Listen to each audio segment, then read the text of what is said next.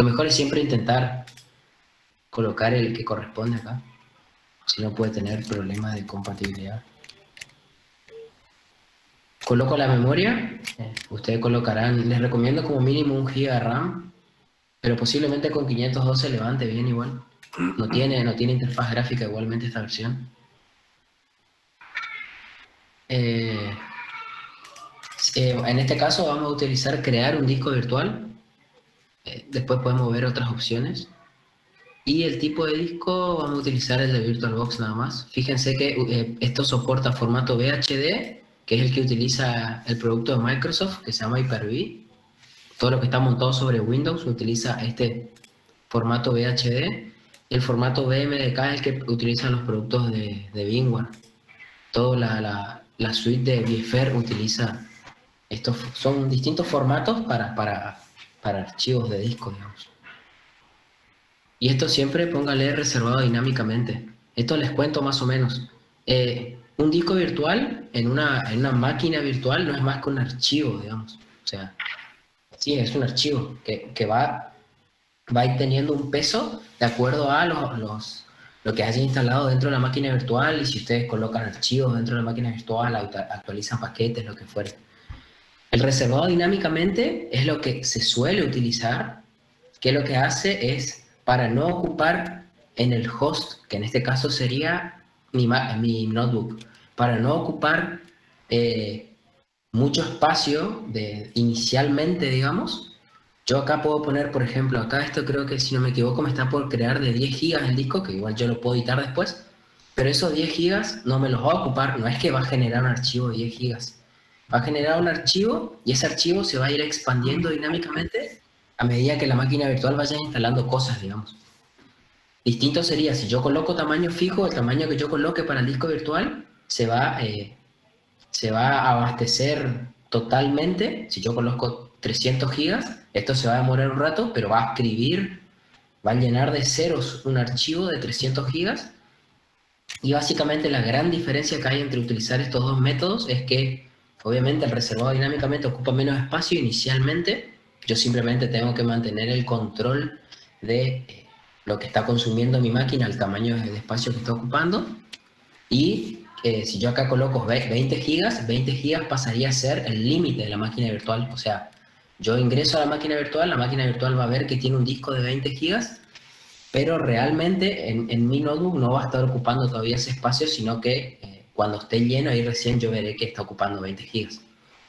Y el tamaño fijo se suele utilizar cuando son máquinas virtuales que usan demasiado espacio en disco. Que tienen muchas operaciones de entrada-salida. Por ejemplo, ustedes tienen un sistema que guarda logs, por ejemplo, que recopila logs. En esos sistemas siempre conviene utilizar fijo, porque como es dinámico el otro, si por ejemplo en un momento empiezo a escribir muchos archivos sucesivamente, el manejador de máquinas virtuales, que en este caso es VirtualBox, tiene que estar todo el tiempo mandando instrucciones para todo el tiempo estar expandiendo ese tamaño en disco y que se puedan escribir esos datos desde la máquina virtual al disco virtual. En cambio, si yo lo hago fijo, yo le quito esa responsabilidad al gestor, digamos, y le digo, créame este archivo, llenalo de datos cero, y no se preocupa más por ese disco no tiene que expandirse más, y si yo hago muchas operaciones de entrada y salida, no le genera ningún tipo de sobrecarga, digamos. Bueno, acá esto ya está como para funcionar. Quiero mostrarles algo de la configuración. Esto acá, ustedes tienen que entender esto, después se va a ver en teoría, pero esto que nosotros lo que estamos haciendo acá, estamos simulando un sistema operativo nativo, digamos. O sea, estamos utilizando un montón de software, que en este caso está hecho por la VirtualBox, digamos. Un montón de software que le está diciendo todo lo que nosotros configuremos acá, le está diciendo al sistema operativo que instalemos ahí adentro, que realmente tiene, cuando en realidad puede o no ser mentira. Yo acá puedo crear muchos adaptadores de red, como ven, esta versión me deja crear 4, por ejemplo. Hay otros, después van a ver otros sistemas de virtualización que permite crear N redes. Y en realidad yo en mi notebook tengo una interfaz de red física y una placa Wi-Fi. O sea, no puedo, ¿cómo hago para crear 4 adaptadores? Bueno, ahí está la magia de esto, digamos. O sea, yo creo todos los adaptadores y los configuro internamente y la máquina virtual va a ver 4 adaptadores. Con el USB es lo mismo, yo puedo crear, en este caso no me deja crear virtuales, sino que lo que va a hacer es pasar el USB que yo tengo, lo va a pasar internamente. Lo que más se suele tocar de esto obviamente es el almacenamiento. Yo puedo crear, yo acá estoy creando un disco, fíjense, este disco que yo creé recién, estoy diciendo que en puerto yo puedo, porque mi aplicación me lo pide, porque estoy utilizando una aplicación que está escrita, porque es un sistema operativo viejo que no tengo ganas de reconfigurar o algo. Yo puedo utilizar distintos métodos SATA. Esto tiene la 29 2. Esto sería que yo tuviese una placa madre que tiene 29 modelos de puertos SATA, yo 30 y yo pudiera ocupar cualquiera. Pensé que para que sí sirve. Bueno, en unos casos sí sirve.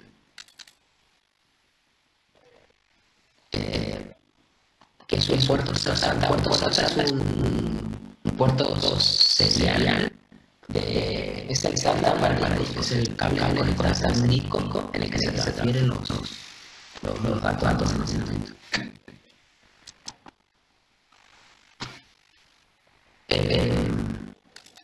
Bueno, después en la pantalla yo puedo crear algo, usar controladores específicos para pantalla, porque ahí yo puedo crear la máquina virtual como que yo tuviese cierto tipo de placa de video específica y demás.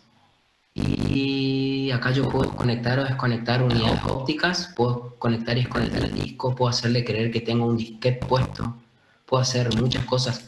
Eso lo que me permite es, por ejemplo, utilizar sistemas operativos muy viejos en el cual hay cosas que deberían instalarse por un disquete, por ejemplo, y yo puedo hacerle creer a esto de que tiene una disquetera conectada. Esto le voy a dar OK, la configuración por defecto, y vamos a iniciar el virtual. La idea es que veamos la instalación que tiene.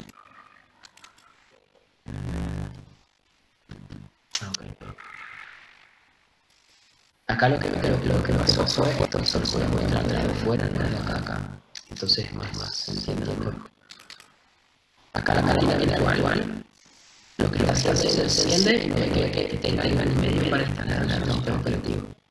Y eso es porque yo tengo que hacerle si alguien a ver reinstaló Windows tiene que instalar el medio para instalarla. En algún momento se instalaron el sistema operativo con disquetes. Después fueron los CD, después fueron los DVD y hoy tal vez se usa USB. Pero yo acá les tengo que mostrar que esto tiene un conector para justamente para que yo estoy introduciendo un sistema de almacenamiento con una imagen de un sistema operativo. Entonces acá lo que voy a hacer es voy a seleccionar el Ubuntu, este es el mismo que le copié el link recién. Selecciono.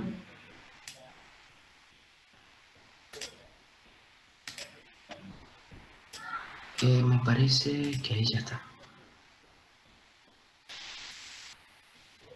No sé si hay que activarlo acá. No, está bien que lo extraiga, está bien. Ahí lo iniciamos. Ustedes tienen que saber las configuraciones de disco, de montar una ISO, de configurar red. Eso es igual en todos estos sistemas que utilizan técnicas de virtualización. Después ustedes conocerán más o menos una u otra herramienta, trabajarán con esto, trabajarán con el producto de VMware, trabajarán tal vez con el producto de Microsoft, trabajarán con algún otro open source, hay muchos productos. Pero lo que ustedes intentamos nosotros mostrarles acá es que ustedes comprendan lo general de lo que es virtualizar y para qué se virtualiza, digamos. Hoy, nada de lo que existe en la nube o en servicios que existen en Internet, ni siquiera en organismos normales, en empresas chicas, nada funcionaría si no fuera por la virtualización. Esto acá no me tomó el CD. Vamos a ver, unidades ópticas. Seleccionar una imagen. Voy a volver a seleccionar la imagen. No, ahí tomó. Ahí está, viste, bueno. Todo esto que ustedes ven acá que va a hacer es, Ubuntu hace esto, crea un par de certificados y de firmas y eso. Es como aburrida esta parte, lo que está por hacer es instalar básicamente. No se va a demorar mucho porque esto es una imagen, es modo server sería, dice live la imagen, pero en realidad no es un tipo live, no es que va a montar el sistema operativo y lo va a montar en la RAM, sino que lo va a instalar, pero simplemente con funcionalidades de línea de comandos. ¿Alguien alguna vez utilizó máquina virtual para algo, para desarrollo, para testear algo? Usamos máquina virtual en comunicaciones de datos, sistemas operativos y esas materias así, entonces al menos en eso. Ajá, si mal no recuerdo, ahí les pasan como una imagen ya armada, ¿no? Sí, y en base de datos también ahora nos piden otra. ¿Y instalan de cero o les pasan un OBF o algo así y instalan todo? Creo que nos pasan la imagen, ¿no? Y nosotros hacemos lo otro. Bien. Sí, esto lo que tienen también todos estos gestores de máquina virtual, que yo lo puedo hacer desde acá de la administración, es yo puedo tener toda una imagen con mi configuración de red, con mis discos, hasta con el sistema operativo adentro instalado, y lo que va a hacer, yo puedo exportar esto tanto con el sistema operativo como sin el sistema operativo instalado, y otra persona se baja ese archivo, va a ser un archivo pesado obviamente, y lo puede instalar directamente. Le da, le da importar, instala, y no tiene que hacer nada, digamos, es una forma de portar una máquina virtual, digamos. Yo acá voy a instalar todo en inglés.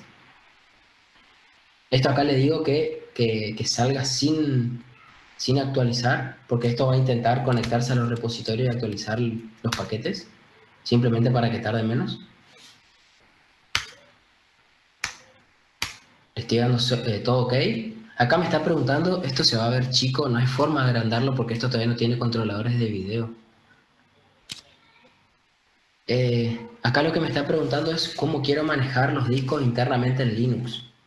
Como yo solo le asigné un solo disco, un solo archivo de disco de 20 gigas, la primera opción por defecto es usar el disco entero, porque si no yo lo puedo particionar. ¿Vieron como cuando ustedes particionan en Windows, por ejemplo? O cuando instalan un Windows, que por defecto crea un par de particiones de 500 megas, de 350 megas, ese tipo de cosas. En Linux lo que se suele hacer es, se suele utilizar que el barra home o que el barra var, donde hay ciertos archivos como importantes, por ejemplo, estén en otra partición. Entonces, si usted algún día tiene un problema y tiene que borrar todos los datos del disco, simplemente borren esa partición. Funcionan las particiones parecidas a Windows. Esto de los LVM es algo propio de Ubuntu, de cómo maneja los volúmenes. Nos vamos a entrar acá, vamos a poner que instale todo en un solo disco. Me pide confirmar, le digo OK. Me dice que va a borrar todos los datos del disco. OK.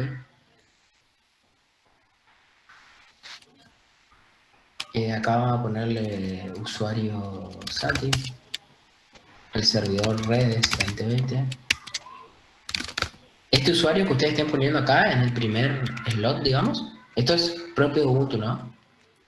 Ubuntu no nos va a pedir una clave para el usuario root, porque es como que por seguridad, la idea es que ustedes no utilicen root, que no se lo vean como root y empiecen a hacer cosas como root, que es el usuario con más privilegios en el sistema operativo, sino que este usuario Santi que está acá va a tener privilegios de root y la clave del root va a ser la misma que este usuario. Yo obviamente la puedo cambiar después, pero la idea es que solamente me va a crear inicialmente este usuario y me va a loguear con ese usuario. Después yo puedo crear otros usuarios, ingresar con el root y cambiarle la contraseña y cosas así.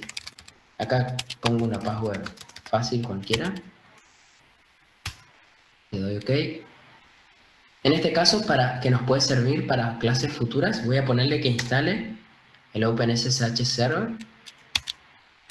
Y mientras instala, acá me pide si quiero instalar otros complementos, porque como esta por defecto ya me conectó a internet, encuentra estos paquetes y me pregunta si quiere instalar. Más de uno por ahí puede conocer alguno de estos programas que están acá. Yo, como no vamos a utilizar ninguno, no voy a seleccionar ninguno.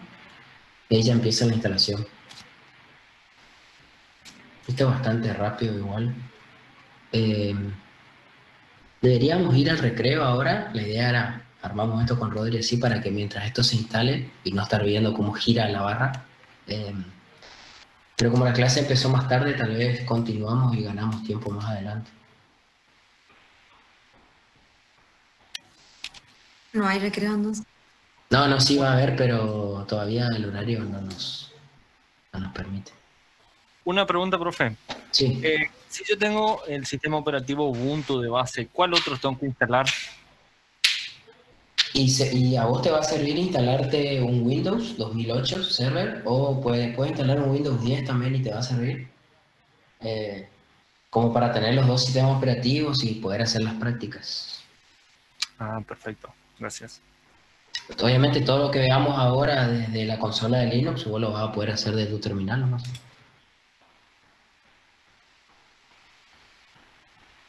Ahí esto está instalando, ahí ya está terminando. Esto, vamos a ver un poco de la parte de redes, que es como la más compleja, digamos. En la parte de red, a mí no me gusta mucho cómo controla las redes, en general el VirtualBox, pero... Operaciones, medios virtuales. No, esto no es esto. Ahí está. Ustedes tienen que entender los tipos de redes que hay. Justamente esto acá ahora no me va a dejar editar porque me va a aparecer en gris en la red. Ah, sí. Estos son los tipos de redes. Ahora tiene muchas más. Esto es por la versión que estamos utilizando. Pero ustedes básicamente tienen que entender el modo NAT, el modo puente, red interna, adaptador solo anfitrión, ya lo dice medio el nombre, pero no importa. Y sí, solamente estos tres primeros. Y obviamente el no conectado es no conecta. ¿Alguien acá entiende lo que es NAT? ¿O entiende para qué yo usaría NAT, por ejemplo, acá? Porque NAT no lo vimos. Yo pregunto, ¿tiene algo que ver con una conexión directa entre la máquina virtual y la máquina host, pero sin conexión a internet, puede ser? ¿O utiliza la conexión de la máquina host como internet? Sí. El concepto de NAT es más complejo. En este caso, si lo querés entender fácil o querés salir, que te salgan dando la máquina, vos pones NAT y va a tener internet. O sea, simple. Lo que esto hizo es, acá en mi máquina, no, acá abajo, seguramente, si yo voy a Wi-Fi, perdón, a estado, cambiar, Wi-Fi, opción laptop, ustedes van a ver acá, ni bien instalen VirtualBox, que les va a crear estas interfaces acá. Estas interfaces son interfaces virtuales, la crea por software, no son interfaces físicas. Como ven, yo tengo otras acá, de otros software que instalé para otras cosas y me quedaron estas interfaces. La única que yo estoy utilizando es esta porque estoy por Wi-Fi. Y estas interfaces lo que hacen es vincular a mi máquina con las máquinas virtuales que yo pueda crear acá con distintos tipos de red. O sea, utiliza estas interfaces para relacionar a mi máquina física con las máquinas virtuales. Y obviamente a la inversa, digamos. También va a hacer que las máquinas virtuales se relacionen con mi máquina host. Entonces, yendo a lo que son... Ay, me pierdo las pantallas. Yendo a lo que son los tipos, el modo NAT significa traducción de direcciones. Network Address Translation. Lo que hace es, el NAT se utiliza prácticamente todo el tiempo. O sea, el router que ustedes le da a su proveedor de internet, en el cual ustedes o se conectan por Wi-Fi o se conectan por un cable al router y salen a internet, eso se hace a través de un NAT. El NAT lo que permite es crear una red o una subred, lo que fuere, con un servidor de HCP, si se quiere, que tenga todo un esquema de direccionamiento IP y que todas esas IP salgan por un gateway y se traduzcan, o sea, el gateway, que obviamente es el router, va a traducir esas direcciones, y cuando el paquete sale del router, por ejemplo, hacia internet, va a salir como que la IP origen es la IP del router, no la IP que inició la consulta, la IP de su notebook, de su casa, por ejemplo. Un paquete que sale de la notebook, de acá de mi notebook, va por Wi-Fi, como ustedes ven acá, yo estoy conectado por Wi-Fi, va a esta interfaz, va por Wi-Fi inalámbrica, llega al router, y el router, la IP que yo tengo ahora, que podemos ver qué IP tengo, esto sí creo que lo puedo hacer más grande, aguántenme, fuente 20, falta 20, ahí va, se ve. Yo ahí hago un IP config, tengo un montón de cosas acá, y va a haber una de estas que es el Wi-Fi, que es esta. Si ustedes ven ahí, como la mayoría de los routers hogareños, tienen esta red, una red clase C 192.168.0, máscara 24 bits. Esta red 0 es una red que está nateada, o sea, el router tiene una IP en esta red, tiene la IP 1, como ustedes vieron en los ejercicios de Packet Tracer, y toda esta red, máscara 24 o cualquier IP que entregue el DHCP en esta subred, cuando llega al router sale a internet, pero cualquier host de internet va a ver que el paquete que salió de acá de mi notebook originalmente con esta IP se tradujo y al fin y al cabo llega a internet con la IP pública que tiene mi router en internet. Porque imagínense que cuántas redes de estas puede haber en el mundo, siendo que es un estándar que los routers de los proveedores de internet utilicen o la 168.0 o la 168.1. Debe haber miles de millones de estas IP, digamos. Entonces, como estas IP aparte son privadas, las IP privadas, como ya vimos, no acceden a internet. Entonces, ¿cómo hacen para no llegar a internet? Si vos decís, yo tengo la 202 y es privada, no está en internet, ¿cómo llego a internet? Por el NAT. Esto se nateó en el router, se tradujo la IP y llegó a internet. El NAT es un tema, no es un tema fácil de entender. Para lo que estamos viendo acá es bastante directo, digamos, pero en sí no es un tema fácil de comprender, pero entiéndanlo como que siempre las direcciones que va a entregar el VirtualBox en el modo NAT, todas esas IP, supónganse que yo acá creo 10 máquinas virtuales y a todas las pongo en NAT, a todas le va a entregar en una red preconfigurada que realmente no sé decirles en qué red está entregando esto, creo que podemos ver acá. Supuestamente está entregando en estas IP. Y fíjense, está entregando en una red 56. Yo esto puedo editar y puedo cambiarlo. Y tiene una IP en esa red. Entonces todos los paquetes que vienen de esta red pasan por este router. Y cuando salen, acá mi notebook está oficiando de router y lo hace a través de esta interfaz que está acá, que será alguna de estas tres, debe estar utilizando para este modo de NAT. Supónganse que es esta. Ah, no, esta es host only, seguramente es esta. Debe tener una IP, podemos ver acá, a ver si llegamos a ver esto. No, esta es la 239, esta no es. Y esta es una 37, puede tener otra IP acá. Ahora vamos a ver cuando levante la máquina virtual qué IP le entregó, porque claramente estos que me está mostrando acá no están entregando estas IP todavía. Entonces, a través de esta interfaz va a oficiar de router, mi notebook, y todo lo que venga nateado de esta subred va a pasar por esta interfaz y va a salir con una IP de la red de mi casa, digamos, de la red de mi red Wi-Fi, de la red del host.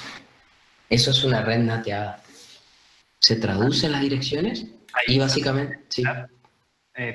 Puse una página donde pueden ver la IP pública con la que está navegando cada uno, por ejemplo. Así es. Claro, ¿vieron? Siempre les da IP privadas. Públicas, perdón.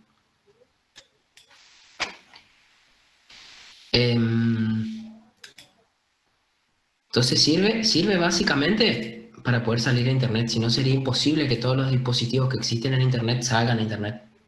Sería virtualmente imposible, porque pretenderían ustedes que cada host se coloque en su interfaz de red una IP pública y salir directo a Internet. Es posible hacerlo, pero ustedes solo podrían tener, como su proveedor a ustedes les va a dar una IP pública, ustedes conectarían, por ejemplo, su notebook, le colocarían IP pública y saldrían a Internet sin natear.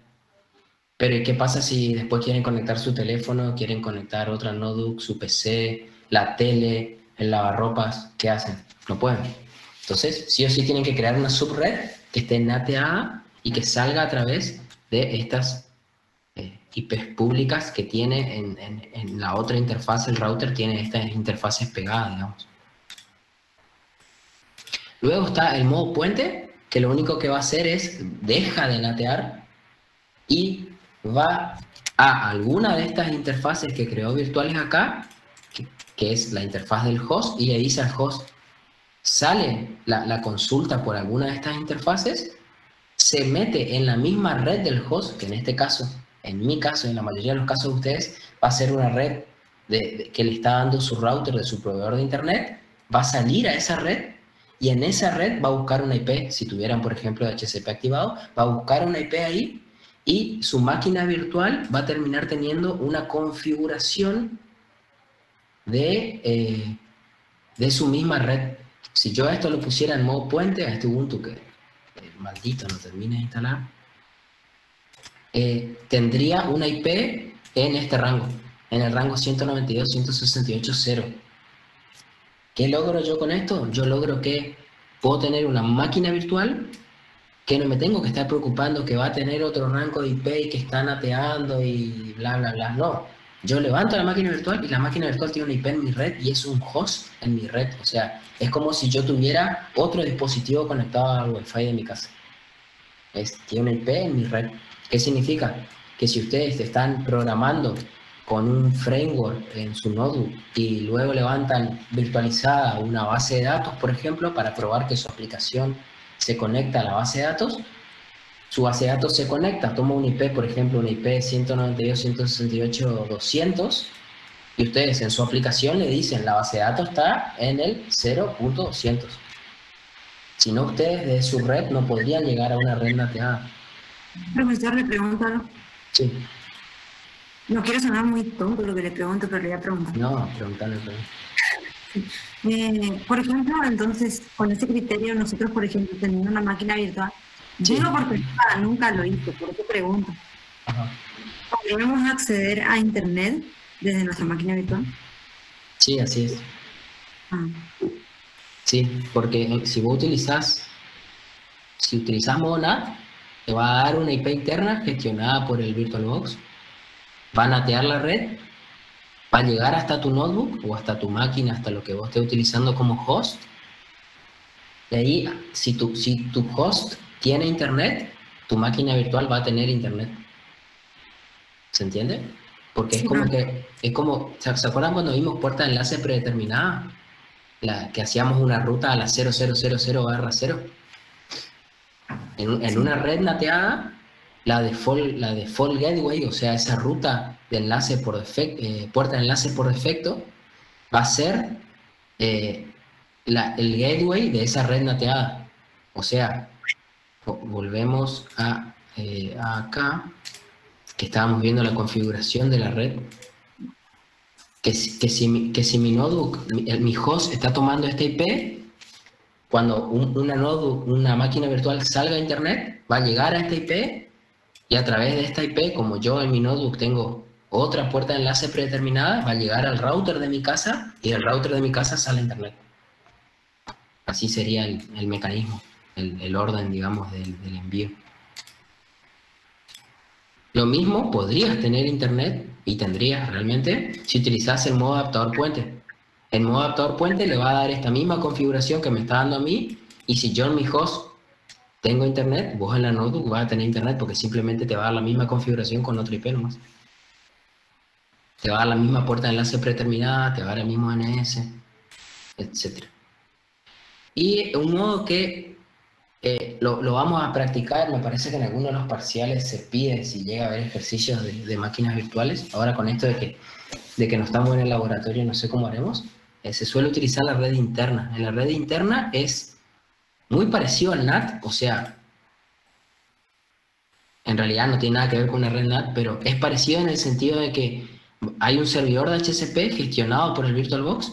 El VirtualBox le va a dar una IP a mi máquina virtual que está con modo red interna, pero esa IP que le da no tiene una puerta de enlace en mi host.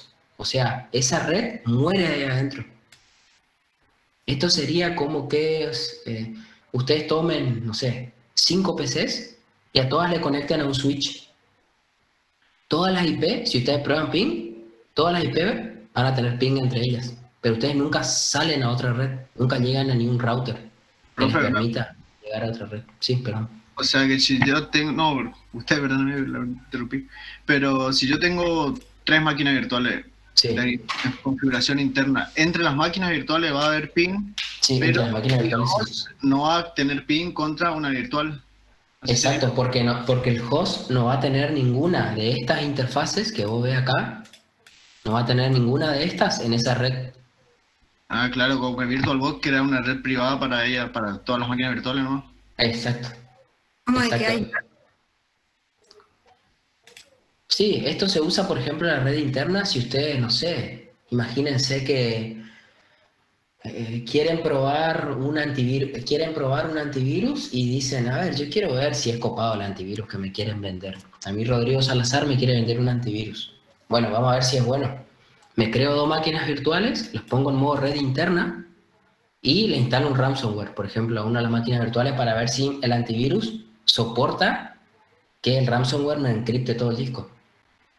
Entonces, como ustedes habrán escuchado, ¿saben? El ransomware se propaga por la red, entonces yo le pongo red interna, sé que esto va a llegar a mi máquina host y va a salir a la red, entonces yo creo un par de máquinas y le meto el ransomware a las dos y pruebo.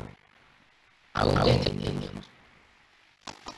O si ustedes quieren replicar escenarios, algún escenario de red que tengo que hacer, en el cual quiere que haya una salida de internet, que haya un acceso a red, ustedes pueden insertar red, pueden crear más de la red interna.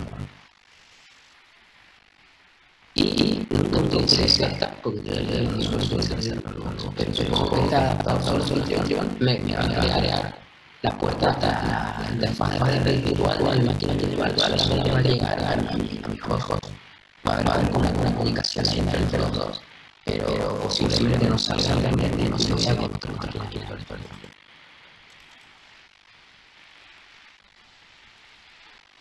Entonces siempre vamos a utilizar. Entonces, nada, sale utilizando una red animada por el VirtualBox. Adaptador puente.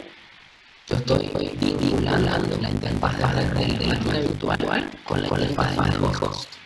Y le estoy diciendo que si querés internet o querés una configuración de red o querés un DNS o algo, salí a la red de mi host y salí a buscarlo ahí adentro porque entonces sale y busca. Y red interna es una red privada para las máquinas virtuales que tengan configurada el adaptador. Y van a tener una IP, pero que no es vista por su host con la red de su host. Una consulta que me preguntan, Sí. A nivel de paquete o para entender, yo tengo configurado la NAT y yo hago un ping al router del host directamente. ¿Cuál es la IP que sale? La IP de la máquina host. Por lo que entiendo es la máquina virtual se conecta con la máquina host. Sí. La máquina host del enlace al router. Lo que hace es tomar el paquete que viene de la red RTA y con un SANAT traduce esa dirección y cambia la dirección de origen en el paquete y coloca la dirección del... Su dirección. Su dirección, exacto. Y como que, por decirlo a grosso modo, cuando usamos NAT le estamos prestando internet a una máquina virtual. Pero la salida sigue siendo la nuestra, la computadora origen, por decirlo así. Así es, así es. Hay escenarios, y estoy abriendo acá el packet tracer de uno de los ejercicios que vimos. Hay escenarios en los cuales ustedes pueden tocar que en una red real, digamos, ustedes quieran crear NAT entre dos redes, pero no exclusivamente para salir a internet. Puede ser que vos quieras natear una red para que esa red no forme parte de la organización, para que desde afuera no se pueda acceder a esa red. Puede ser por cuestiones de seguridad, por cuestiones del diseño de la red, puede ser por muchas cosas. Por lo general, en un router, redes internas que tengan, no que salgan a internet, sino que sean redes internas, genera sobrecarga usar NAT, porque imagínense que cada paquete que viene tiene que traducir, cambiar el paquete, sacarlo. O sea, el paquete va a venir de esta PC, por ejemplo, y va a llegar al router y tiene que traducirse, y después tiene que salir a internet, y si después cuando vuelve el router va a tener una lista de todas esas consultas que tiene su red nateada, entonces vuelve a hacer el trabajo inverso. Cuando vuelve el paquete, como vuelve con una IP destino que es del router, él tiene que decir, bueno, pero este paquete en realidad lo pidió originalmente el servidor intranet, entonces él modifica de nuevo el paquete y le pone IP de destino el servidor de internet, entonces el paquete viene por acá y llega al servidor de intranet. Todo eso lo tiene que hacer todo el tiempo, para cada dispositivo que está en la red nateada. Si ustedes se ponen a leer y buscan en Wikipedia si quieren, van a ver que hasta hay muchos tipos complejos de NAT que soportan algunos routers o algunos servidores específicos. Fíjense, este es el escenario que nosotros hicimos como para simular una salida a internet. Y nosotros acá nunca nateamos la red. O sea, cualquiera de estos hosts que están acá en esta red, del segundo piso por ejemplo, salen por el router 0 y llegan a internet, pero sin natearse. ¿Bien? ¿Por qué? Porque todas estas redes están ruteadas. O sea, natear no es rutear, es una función del router, pero no es rutear. Enrutar una red es por un proceso estático, o sea, generar rutas estáticas como hicieron ustedes, o dinámico, utilizando un protocolo de enrutamiento dinámico que vamos a ver más adelante. Ustedes le dicen a PC4, anda a router 0, y router 0 conoce la ruta a router 1, y router 1 llega al servidor público. Pero está todo hecho estáticamente y ruteada la red. Si esto estuviera nateado, por ejemplo, que es, voy a cerrar y si alguno recuerda el ejercicio 3, había que crear un router AP que se llamaba router NAT. ¿Alguien se acuerda de ese? Sí, profesor. Bueno, si ustedes vieron la configuración de este router, es como más copada, parece el router que ustedes tienen en sus casas, ¿no? Ustedes le ponen una IP estática, o sea, le están diciendo cuál es la IP que está acá, del lado de la interfaz que está conectado a mi switch, y luego en la configuración de network setup, ustedes le ponen un router IP address, que sería la IP del gateway, y luego le ponen un DHCP server. Y este DHCP server, por defecto, el router AP va a tirar estas IP para todos los dispositivos que están acá conectados por Wi-Fi.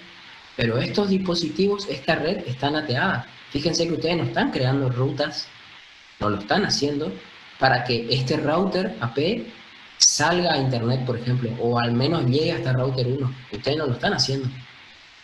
¿Y cómo sale? Sale porque está nateado. O sea, esta red que yo creé acá abajo, que es la red 192.168.66, máscara 24, está nateada. O sea, todos mis dispositivos que se conecten acá adentro van a tener una IP acá adentro, y luego esto se natea y llega a esta red, por ejemplo, que era la red 10 algo. Pero desde, a ver si se ve esta línea que voy a crear acá, desde acá, o sea, desde la interfaz del router hacia adentro, la red es 192.168.66.0 y está nateada. Hacia afuera cambia, automáticamente cambia. Y sale con la IP que tenga el router desde esta punta, desde su interfaz internet, le llama, su interfaz cableada sería, hacia afuera. Y las redes que están afuera, a menos que tengan una ruta estática, no van a llegar nunca a esta red nateada, porque por defecto el NAT permite que los paquetes salgan de la red NAT, pero no que entren. Eso igual se puede modificar. Bueno, a ver, son y 25, tal vez, Rodri, no sé qué te parece, podemos parar un recreo acá. Y de última seguimos con las preguntas ahora. Creo, profe. ¿Cómo? ¿Terminó de instalar el sistema operativo? Sí, este está acá. Le doy acá OK. Y dejamos este para después del recreo, le damos reboot y vemos cómo configuramos inicialmente esto. ¿Profe? Sí. O sea que es normal eso que pase de esa red del medio, la red de oficina privada, se pueda mandar ping para la otra red, pero no que entre. Exactamente, es normal eso. Porque yo también, a mí me había pasado eso y me parecía raro que podía llegar a la otra red, pero las otras redes no podían acceder a eso. Así es, eso es una característica del NAT. Ah, está. O sea, este router, el router AP, tiene una tabla donde él sabe todas las direcciones que él tiene nateando y cada paquete que sale de este smartphone, por ejemplo, con la IP 192.168.66 algo, él guarda eso en una tabla para acordarse cuando el paquete vuelva para que llegue hasta él el paquete de nuevo. Pero eso lo sabe porque inicialmente salió un paquete y obviamente el paquete tiene que volver. Claro. Pero por defecto uno no puede entrar a una red nateada. Hay cosas que se pueden hacer, pero ya son como artilugios muy, muy locos. O sea, si vos nateás una red, es porque vos no querés que después hayan mensajes que entren a esa red, digamos. Ah, bueno. Y otra consulta, en el Ubuntu Server, cuando me aparece para instalar los servicios, esos, ¿instalo nada? ¿Le doy a siguiente nada más? Para que te instale más rápido le puedes poner que no instale ahora. Ok. Eso después lo hacemos con una apt update e instalamos los paquetes. Ok, gracias. ¿Y 35 te parece volver, Santi? Dale, sí, 10 minutitos, paramos a las 36, 37. Dale. Por ahí volvemos. Pausar la grabación, así se genera. Dale. Volvemos en un ratito. Dale, gracias.